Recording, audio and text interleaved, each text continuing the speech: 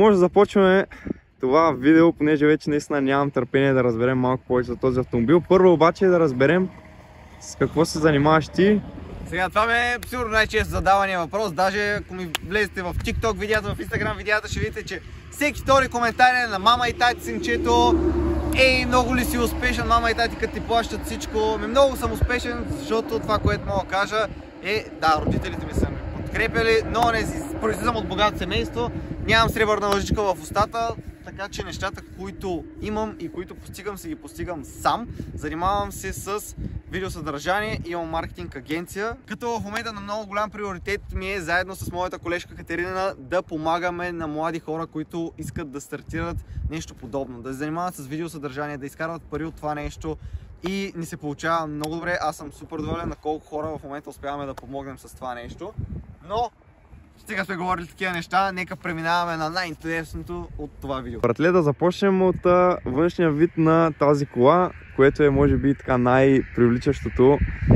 Да, сега, добре, почваме да обясняваме. Да. Тази кола е 2015 година, 5 литров двигател, но е цялата с Shelby пакети. Предна броня, задна броня, капака е на Shelby. Това ми беше идеята, на мен много ми харесва този външен вид, затова исках да е точно така. Нали, не съм я тънигол отделно, просто я вкарах така от Дубай. Това е за външния вид, което мога да кажа, на мен ми харесва изключително много, колата е скандална, аз исках точно е такъв цвят. Бордо с бели ленти. На мен изглежда перфектна. И червено, ярко червено с бели ленти да беше, пак ще да я приема. Да. Но на мен много ми харесва. Сега, разбира се, има някакви основни забележки. Сега предната кобра е леко изтъркана. Това е кола от 2015 година. Сега Да, не е чисто нова кола. За сметка на това бих казал, че е по-хубава от 99% от чисто новите коли, защото по мое мнение новите коли са пълнищата. Няма душа просто. Това, което видяхме тук по завоите и така нататък, просто го няма в... Няма душа, не е интересно, всичкото е, те са някакви такива пластмасови играчки, нещо е такова, го чувстваш като влезеш в така. Мен лично не ми харесват. Предпочитавам всяка една така по-стара кола. Реално нещо много интересно.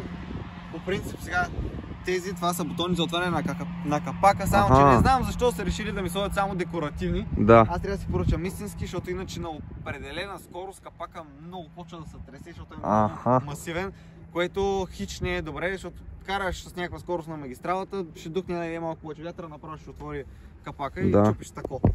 Да. Което не е много приятно. Ето тук виждаме отново тази емблема, наистина стои брутално на колата. Имаме и джанти, които... какви са тези джанти? Точно за колата ли са или... 20 не мога да ти кажа. Аз това, което мога да ви кажа, не е кой знае колко много, не съм голям разбирач на тема коли. Знам това, което мога да ви кажа, колата е бърза, колата е готина, колата е красива. Айде, бърза, някои хора бих казали, че не са много бързи, но е много тръпка. Наистина сега, застаните ми с едно Audi Quattro, сигурно ще моментите. Обаче пък за сметка на това, тази кола е супер забавна. Който се е качил в тази кола много кеф, защото просто е съвсем различна тръпка, по съвсем различен начин се кара и е интересно. Ето го и мотора 5 литров V8, нали така? Да. 5 литров V8. Наистина този мотор вади един много приятен звук и хваща окото. Виждаме, че тук има и разпънка, да не избяга случайно. Да не тръгне да си ходи. Да. И тук нищо не си пипал, така си е дошла колата. Нищо не съм пипал, абсолютно нищо не мога да ти кажа, освен съвсем нормално знание, откъде си проверяваш маслото. Да, това е... Общо взето съм до там, аз се качвам в тази кола, правя си кефа. Да. Като нещо щупя воля на майстор, другото не ме занимава. Нямам нито свободно време да се занимавам, аз да си оправям нещо. Да. Много по-стойностно ми е да правя кеша, някой друг да я прави тази кола. Абсолютно, да. Да преминем към интериора на автомобила. Тук виждаме някои доста интересни неща, които май не са стокови за волана. Да, волана е най-якото нещо в тази кола. Мен много ми харесва, отваря цялата визия. Наистина, супер удобен е за усещане. Аз този волан точно такъв исках много. Аз си казах, вземам с тази кола, първото нещо, което взема е волана и го направих. Нещата, които съм правил, освен да я обслужа, е да си сложа волана и да си сложа други стопове, жълти, защото да мина техните е стоп. Но волана наистина изглежда брутално, тук с алкантарката. Алкантара, да. И тук... Не, много е хубав и вади много хубав звук от сменянето. От перата, да. Да. Много интересно. Наистина брутално. Да ни кажеш нещо за какви неща има в колата, като екстри, като възможности? Като екстри, това е Ford. Да. Нали, какви екстри да има. Има климатик, има радио, пускаш си музика, свързваш се. За разлика от старата ми кола, вече не съм на трансмитер, тук мога да свържа телефона с Bluetooth, което ми свържа много добра привилегия. Да. Оттам нататък, какво друго има? Не знам, сега, айде, това са интересните неща, направо влез от другата страна да ти ги покажа. Добре, добре. От тук са пали. Сега, направо я палим, че да мога да ти ги показвам. Да.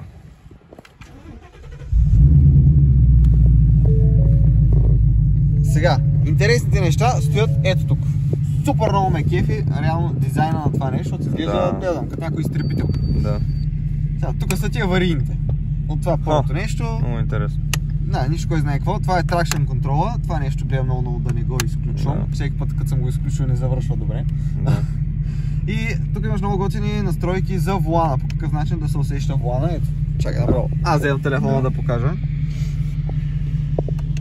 Сега, нали, нормално да е на нормално, на спорт и на комфорт, което е много готино. И оттам нататък, като последно, имаме модовете. Дали да е на спорт, на трак и на мокро време. Да. Като завали дъжд, пускам го това мокро време, ама нещо пак се пързаля колата. Не мога да разбера. Функцията не работи, Форд ли не са свършили добре работа. Аз ли не карам добре тая кола. Да. Все някъде куцава, но не знам къде е проблема. Добре, да, иначе тук таблото си са го направили добре, тук имаме нещо доста интересно. Това на всичките ли го има? Не, тази съм запознат. е 50 годишна. Колата е специална, едишън някакъв. Да, аз проверих в интернет, че ми стана интересно, май има колко 1800 бройки или от това. 1800 бройки. Нещо такова. Супер, колата казваше внесена от Дубай. От Дубай, да. Да. От Дубай, те повече хора се внасят от щатите, аз това мислех да внасям от начало, даже от начало идеята ми беше да се взема от България, защото нали къде да взема от някъде другаде е малко рисковано, по снимки, обаче в България отидох няколко обяви да видя колите, които се продават, този тип коли, които се продават на една идея по-адекватна цена, говоря 50 и няколко хиляди лева, точно е този модел, да. Значи те колите бяха леш. Много. Някои тези хора, които ходих да ги гледам, те си ги вкарали за 30, аз намерих обяви, си ги вкарали за 37 000 лева от Дубай и в момента, когато я продават за 50, маняка аз отварям, то меше масло и вода. И като го питам какво е това, ами не знам, аз както съм я взел, не съм сменял нищо по колата, той я взел преди 1 година и половина. И не е обслужвал колата. Не обслужва само каране. Да. Какво си говорим? Ама не, очаква, че взел е за 37, очаква, че за 50 ще е бърза печалба. Това е българина, да, ама не става, защото тая кола не знам кой бълък трябва да я вземе. Ама се ще се намери, то за всеки влак си има път. Абсолютно. И оттам нататък мислех си за САЩ, обаче в САЩ ми казаха, че повечето коли, които ги вкарват са блъснати. На мен въобще не ми се занимаваше да правя тая кола, да водя по майстори. Аз исках да я взема и да я подкарам. Аз я взех, 2 месеца и трябваше да пристигне и на първия ден я подкарах. Бързо е дошла за 2 месеца от САЩ. Да, от Дубай. От Дубай. Да, те долу-горе за толкова идват и това ми беше идеята, просто исках веднага да я взема и да се я подкарам колата.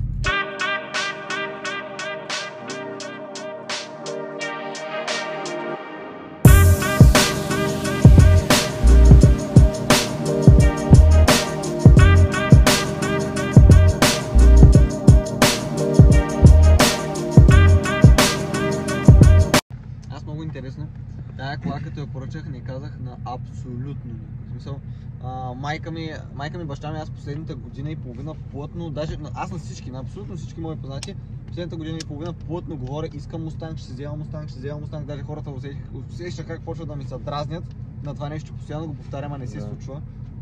Обаче мога да кажа само едно, мамка му трябва да го вярвате, наистина. В смисъл, аз дори още от 17 години преди да взема книжката, постоянно повтарях, че веднага като взема книжката ще си взема Мустанг, колко ще е яко.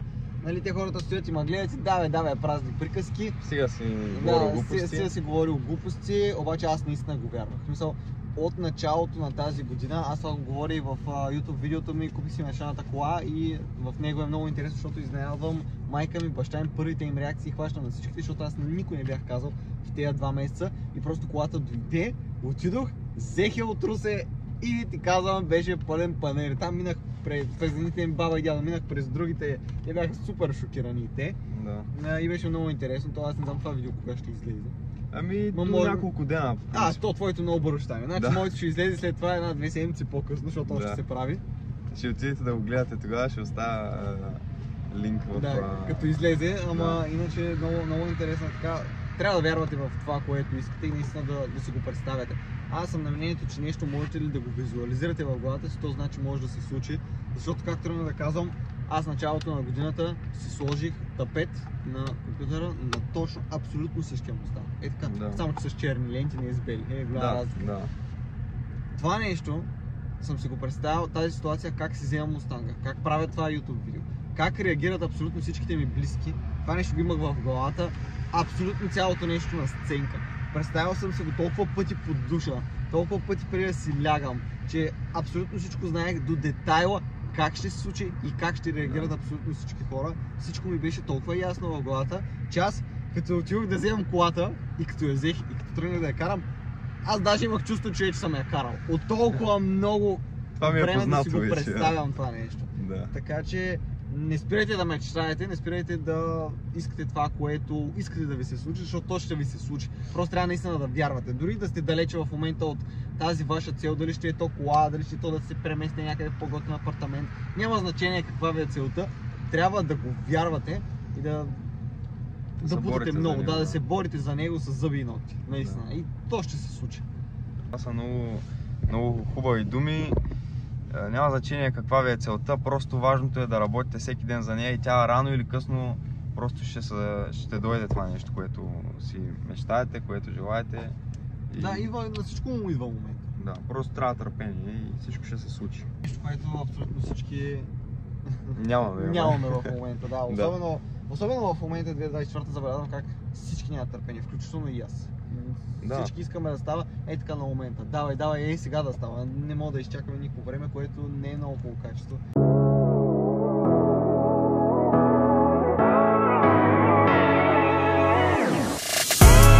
Ако някой от вас иска да си купува такава кола, дали има някакво място в багажника? Има място в багажника, аз бих казал. Багажника, да. Ето го. Сега, да, има си беше реално една идея малко по-дълбока, ама нали? Да. Иначе, ако и газовата няма, мисля, че бих казал, че е нормален. Като имате предвид, че повечето хора ползват колата за през уикенда, нали? Не за everyday. Ами аз се ползвам за everyday и за момента, често казвам, нямам оплаквания да не ми стига място. Единствено става кофта, като тръгнеш да водиш повече хора, нали? То е ясно, че хората, които се водят отзади са момичета, друг човек не може да седне отзади. Няма как. Но от време на време и на тях им става кофта, нали? Като е някакъв по-дълъг път сега. Ще пробваме сега да видим отзади. Как е със сядането? Ако искаш, може да... Да, абсолютно да. Аз съм сядал вече. Ами, братле, единственото, което мисля, че така не е тази височина тук. Да, минеш ли една идея малко по-бързо през легнал полицай, всички си бият главата горе. Да, тук може да се счупи джама направо. Какво да ти кажа, просто не е направено да стои някой тук. Малко се чуя, що са изложили задни седалки, ама да има. То това име като тракшн контрола на тая кола. Ту го има, ту го няма. Казват, че има задни седалки. Има задни седалки, за 4 човека е. Да, има и тракшн контрол, там хваща от време на време. Ами може да я подадеш малко да я чуем и след това да се пуснем към возенето.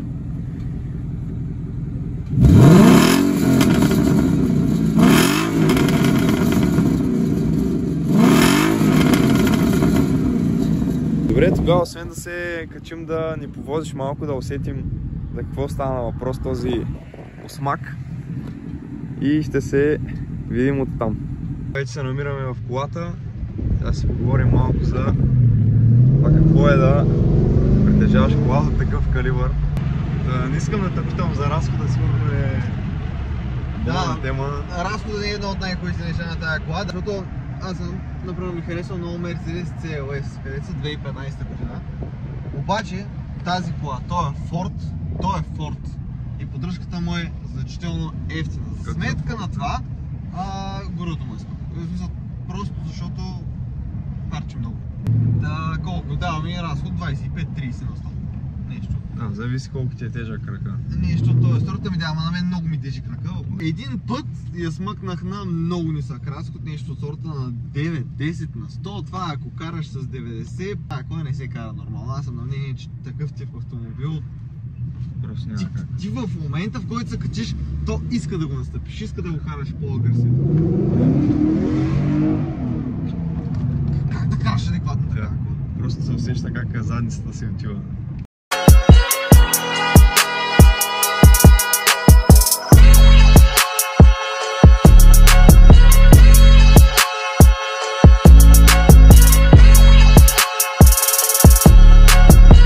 Тук системи няма, тези системи не работят. Не помагаш. Който се качи в колата, ма пита ти с изключени системи или караш. Аз казвам, не бе, как ще карам с изключени системи, ти от ли си? А то така се усеща. Аз съм казвам, ако изключим системите, сме се боснали на третата секунда. Чисто задно. 450 коня на задно. Не знам от Ford какво са направили, аз ми е много интересно защо американските коли поднасят толкова много. За разлика от сега BMW, Mercedes, те са по 450 коня на задно, даже повече. Ма не поднасят толкова. Да, системата за сигурност си е много, особено пък на Мерцедес. Мерцедесите изобщо, даже да им изключиш, го кажете, пак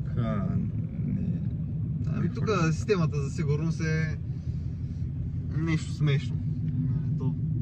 Имам чувство, че тя не съществува, не пребивава в тази кола, тази система. По принцип я карам горе-долу с пъти до София, аз даже и сега вчера си говоря с едно приятел, защото пак бях в София, прибрах се и сега след 2 дни пак отивам. Той приятеля ми вика, върде ти по-добре направо се мести в София, си взема и квартира, дам ти пари, дет ги даваш за гориво, да стигнеш до София и да се върнеш. Надея повече ще направо да се преместиш. Аз не казах, ние в момента сме в Варна се намираме и колко излезе едно такова ходене Варна, София с твоето си каране? Еми, за всякого това нещо и съм впечатлен около 200-250 лева. 250? Отиване. Да, много добре, това аз ходя за стройка нафта за 100. Добре. Вече...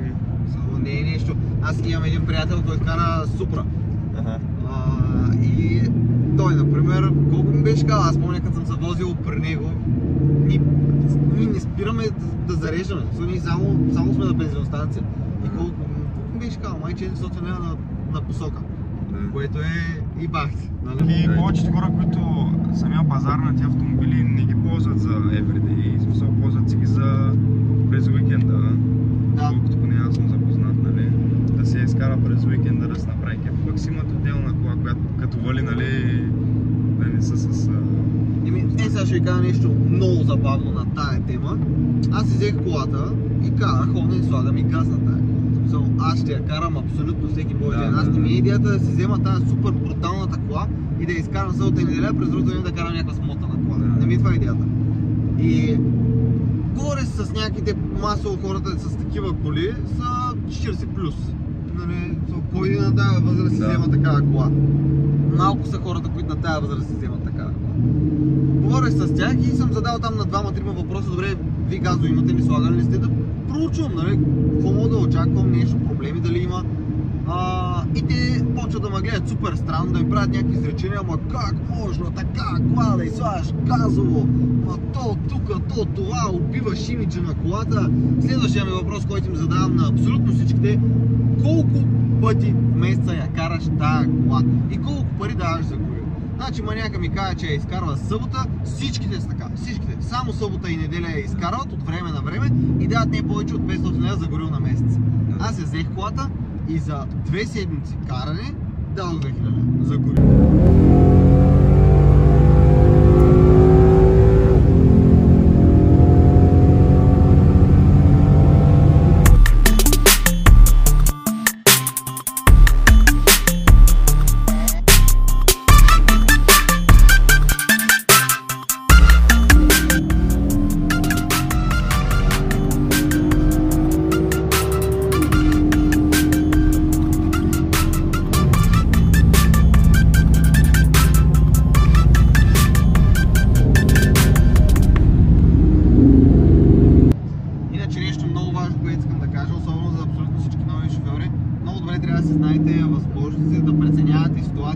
Много добре помня и аз с първата ми кола, която карах, тя не беше нищо, кой знае какво 100 коня, обаче в началото и аз си викам, давай, качвам се на колата, аз съм супер професионалист. Дали, ама не е така. Има ситуации, които още не сте ги опитвали, не мога ги прецените толкова добре. Трябва ви опит. Аз още в началото, още в стадата на 18 исках това да ми е първата кола. И много се радвам, че не я взех, защото ако я бях взел,